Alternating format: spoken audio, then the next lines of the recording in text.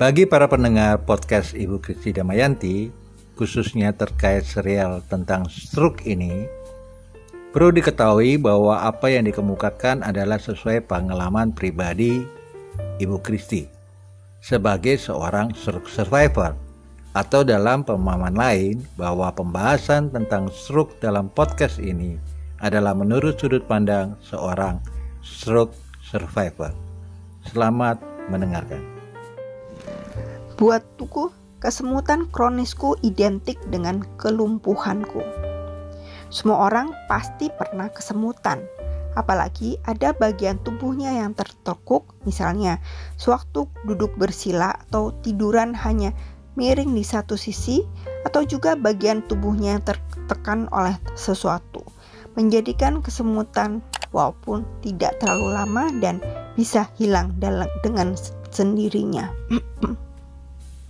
Bahwa kesemutan menjadi indikasi dari beberapa penyakit tanpa kita sadari.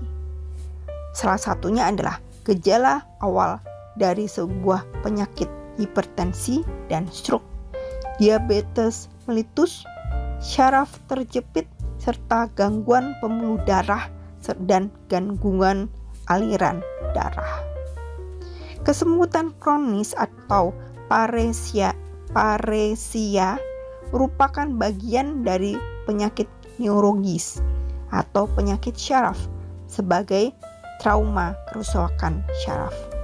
Penyebabnya adalah sebuah gangguan yang mempengaruhi sistem syaraf pusat di otak. Pada beberapa tempat, kesemutan kronis bisa diiringi rasa nyeri. Untuk gejala penyakit stroke, kesemutan merupakan tanda stroke ringan. Biasanya disebabkan adanya sumbatan pada pembuluh darah di otak sehingga mengakibatkan kerusakan syaraf setempat. Setelah kesemutan ini biasanya ditandai dengan rasa kebas atau kebal perlahan sampai separuh badan. Disertai susah berbicara atau susah mengerti pembicaraan orang, ditambah penglihatan kabur atau berganda. Jika kesemutan dan yang disertai gejala yang mengikutinya harus langsung dibawa ke rumah sakit.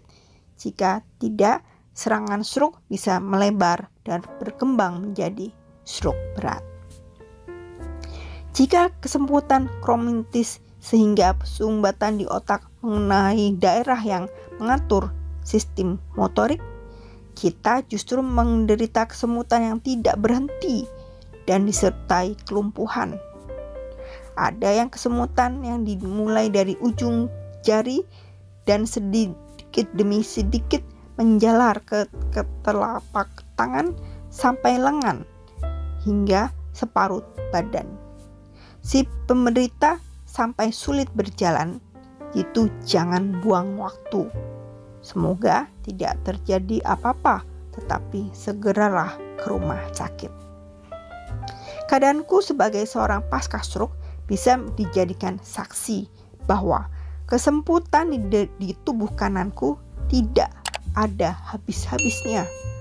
Pertama kali aku sadar setelah serangan stroke berat, tubuh kananku seperti kesemutan kronis, berat sekali dan tidak sembuh-sembuh.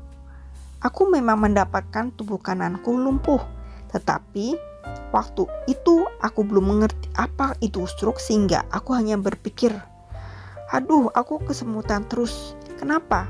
Dan bagaimana bisa sembuh kesemutan itu menjadi sakit? Ketika aku semakin pulih dan sehat, ternyata kesemutan pun semakin menghilang, walaupun lama. Semakin kesemutanku menghilang, semakin aku bisa mengangkat tanganku. Dan setelah menjelang 10 tahun 6 bulan, aku terserang stroke pada bulan Januari tahun 2010 di San Francisco. Tubuh kananku yang lumpuh itu sekarang bisa merasakan sekitar 50% kesemutanku menghilang, dan 50% itu kelumpuhan tubuh pun membaik. Aku memang bukan dokter. Aku hanya seorang pasca stroke yang sangat ingin sembuh. Dengan banyak informasi tentang stroke dan dengan terapi menulis untuk jaringan otakku, membuat aku lebih bersemangat. Ditambah memang aku ingin mensosialisasikan tentang stroke, bahwa stroke merupakan sebuah penyakit atau dengan gejala yang sama dengan penyakit yang lain, tetapi stroke merupakan penyakit berat. Jika ada yang mengalami beberapa gejala penyakit, jangan pernah disepelekan. Gejala-gejala itu bisa saja merupakan gejala stroke. Tetap berhati-hati dan tetap berkonsultasi dengan dokter. Walaupun kita bukan kena gejala stroke.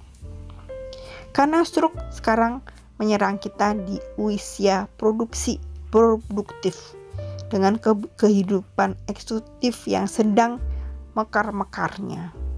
Kesemutan menjadi identik dengan kelumpuhanku, bahwa sedikit banyak aku mengamati kesemutan merupakan faktor kelumpuhanku. Mungkin kalau kesemutan kronisku itu hilang, pastilah kelumpuhanku hilang juga. Semoga jika aku bangun tidur, terasa sekali kesemutan kronisku.